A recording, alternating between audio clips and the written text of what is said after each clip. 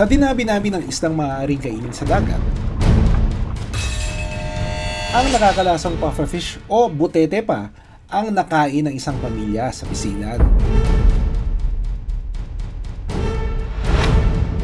Sa isang iglap, 2 bata ang binawian ng buhay. Hulyo ngayong taon. Pero sa isla ng Siquijor, ang mga pufferfish ginagamit sa panggagamot. Biyaya nga ba o pinsala ang dala ng mga pufferfish?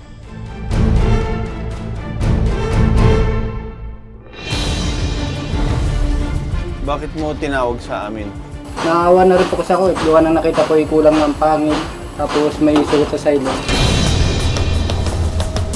Sinagat niya ako dito.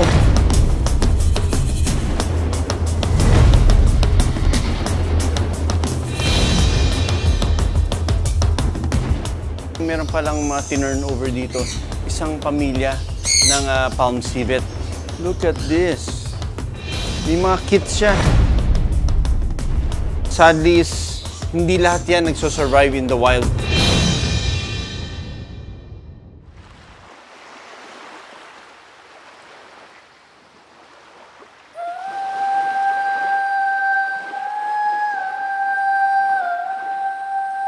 So nandito nga tayo sa Siquijor, no? Ito yung tinatawag nilang The Healing Island or Mystical Island.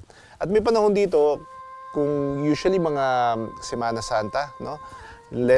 Lenten season, kumukuha sila ng mga materials from nature. Usually pinipili nila yung may mga sting, yung may mga lason.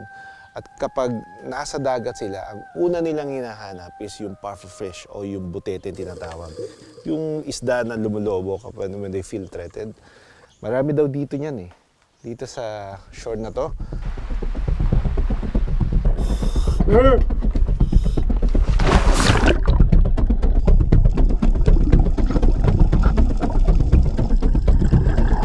Wala pang 1 minuto ng pagsisid,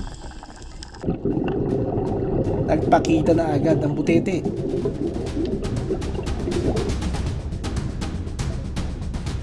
Sa halip na lumayo, naging curious siya at unti-unting lumapit sa akin. Ang kanyang malaking mata at nakausbong na labi, parang isang cute na cartoon character.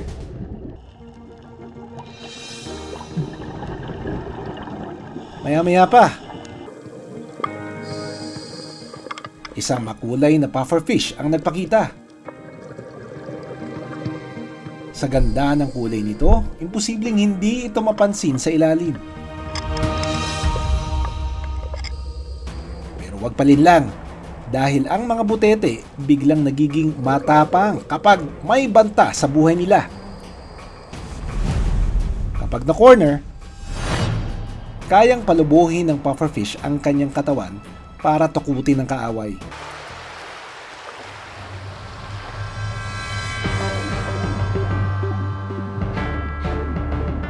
Abala ang white-spotted pufferfish o butete sa paghahanap ng pagkain. Matyaga nitong iniisa-isa ang damo para makapag-almusal.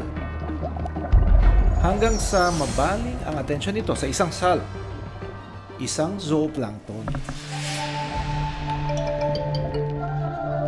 Pero hindi pala ito magiging madali.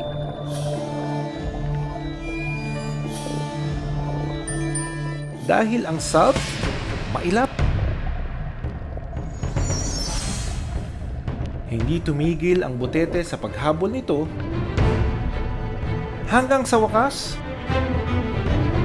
mayroon na siyang pagkain. Pero hindi pa rin siya kontento. Sunod naman niyang pinuntahan ang upside down jellyfish.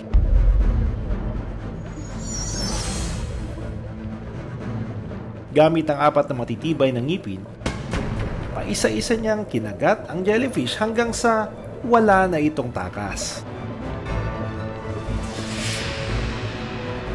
Tagumpay siya sa araw na ito.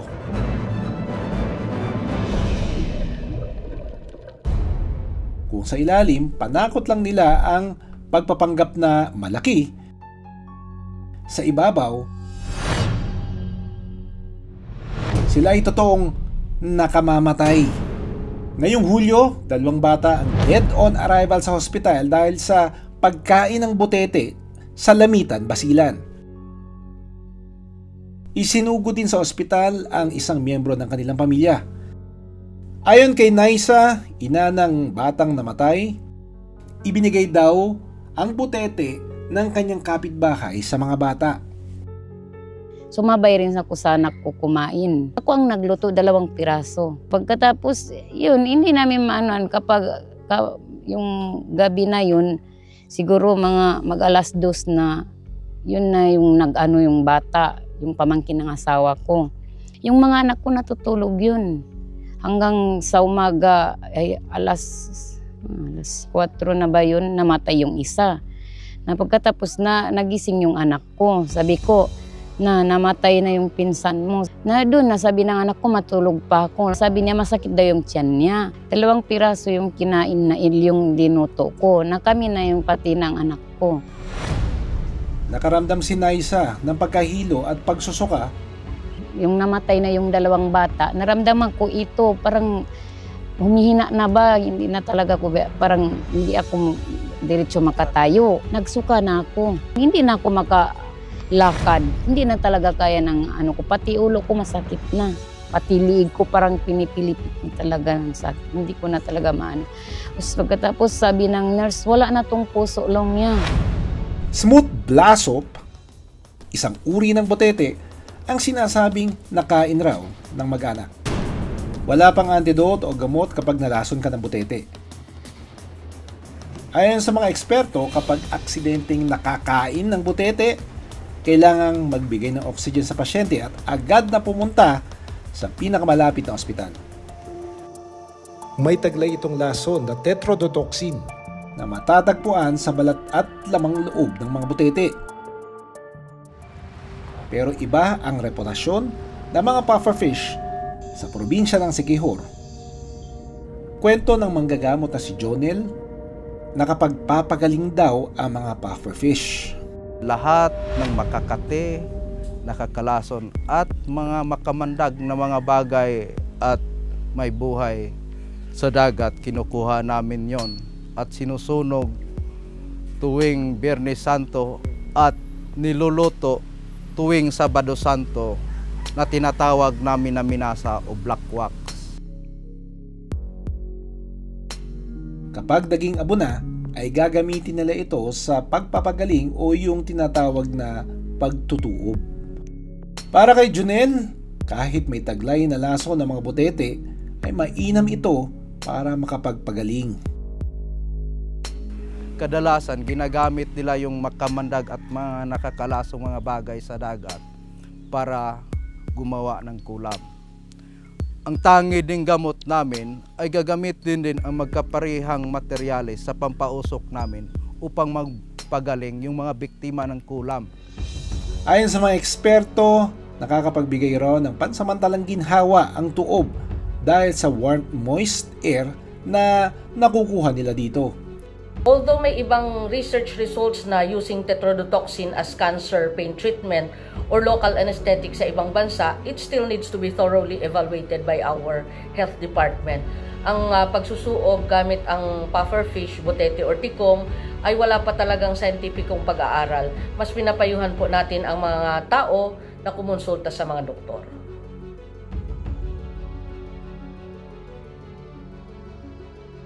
Totoong nakakalason ang pagkain ng ilang species ng pufferfish, pero hindi rin nila sinasadya na maging pagkain para sa mga tao. Sa ilalim kasi, mas nagagampanan nila ang kanilang role sa kalikasan. Ang paglilinis ng coral reef para mas marami pa ang isdang pwede nating makain. Muli naming paalala, hindi lahat ng lamang dagat ay pwedeng kainin. Karamihan sa kanila, mas mainam na nasa ilalim para mas makatulong sa atin.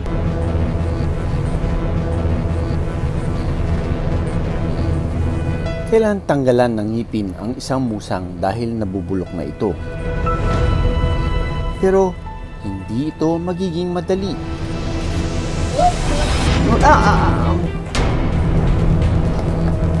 Kinagat niya ako dito.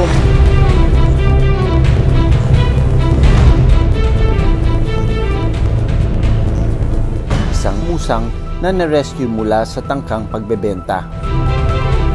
Ito naman ang isang pamilya rin ng musang na natagpuan sa isang lote na tatayuan ng bahay. Maswerte silang nasagip ng mga nagmamalasakit.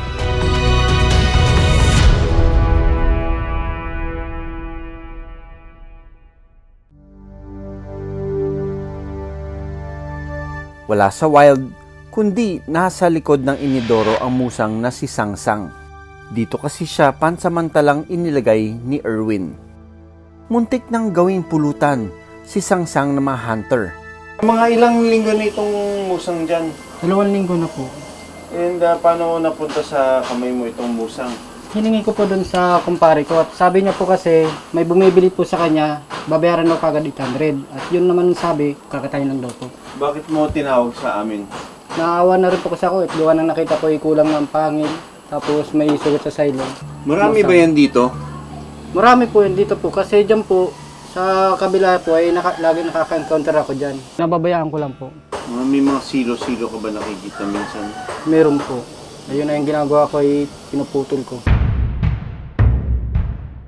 So we're gonna wear these long leather gloves. Protektado ang daliri ko dito. We have to be careful, ha? Pangalawang challenge dito is napakababa ng kulungan na ito. And medyo mahirap nang lumuhod dito. Sa kabila ng pagiging mailap at mahirap makita sa wild, nauulit at nauulit pa rin ang pagtatagpo ng mga civet cat at ng tao. Nasisilo o nahuhuli sila sa mga trap sa gubat at nagiging alaga o kabuhayan ng ilan. Kung gaano kabilis makuha ang isang hayop mula sa kanyang natural na tirahan, doble ang hirap para maibalik sila sa kagubatan. If you take out one species in an environment, let's say mawala ang mga civet cats, ang laki ng magiging collapse niyan sa ecosystem. Napaka-importante ng mga civet cats sa atin. Hindi lang sila sumikat dahil sa kape. Importanteng mabigyan pa rin ng pagkakataon na maibalik itong mga civet cats. They are an important seed disperser. They are important as a predator also to do the balance in the ecology.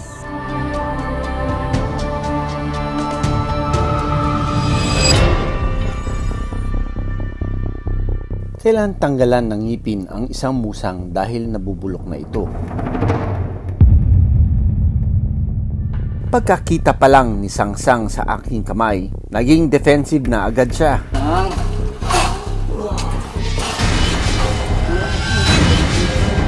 Magandang senyales, ibig sabihin, malakas ang wild instincts nito na dapat bago siya pakawalan.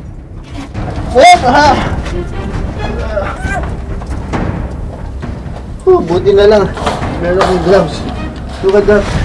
Kinagat niya ako dito. It's a female. Nabali yung ngipin niya. Nagkukos na ng infection. So I think dun sa rescue center, we'll sedate it. And we have to extract the fractured root. Pagkatapos ko ma-examine to, gusto kong tignan yung braso ko. Dahil inabot ako, kinagat ako. Wow, grabe. Imagine if I don't have a gloves, sigurado, butas-butas na yung daliri ko.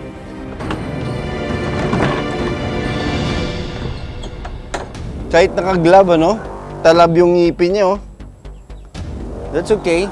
Ganyan talaga, kailangan niyang i-defend yung sarili niya. And nakadali sa akin yung yung part na kompleto yung ngipin. This is the upper and this is the lower. Pero that's a good sign na malakas pa siya.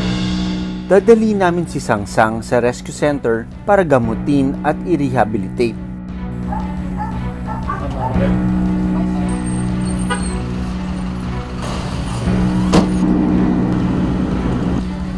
Nakita natin kung gaano ka-defensive itong si Sangsang.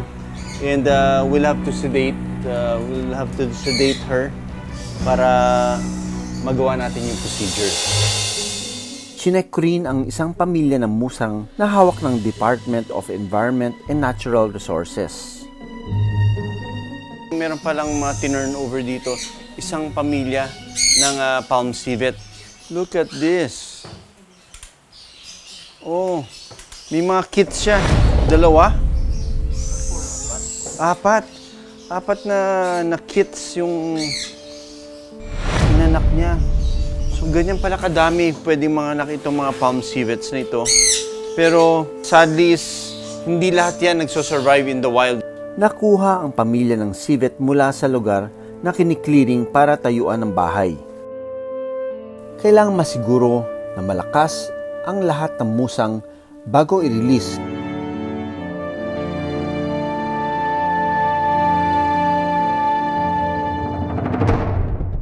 Now back to Sangsang. Isang hamon ulit ang kunin siya sa crate.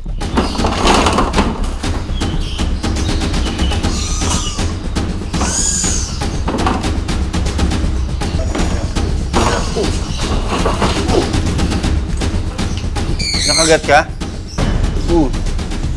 Nang maturukan ng pampatulog,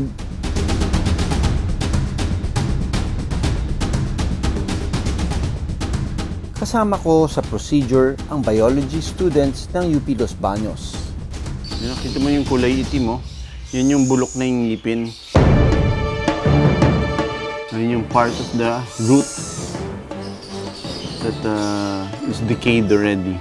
So it looks like I'll have to suture the hole.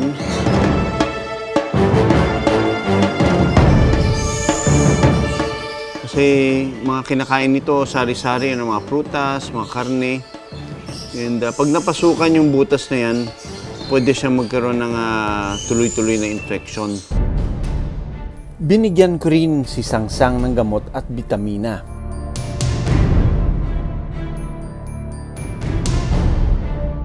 Hihintayin muna siyang makarecover bago i-release sa wild.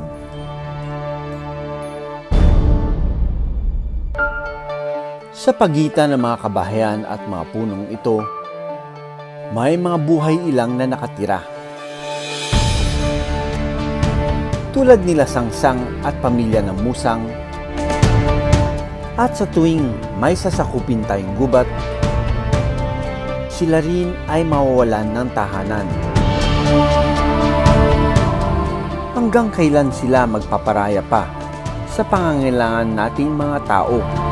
Maraming salamat sa panonood ng Born to be Wild. Para sa iba pang kwento tungkol sa ating kalikasan, mag-subscribe na sa GMA Public Affairs YouTube channel.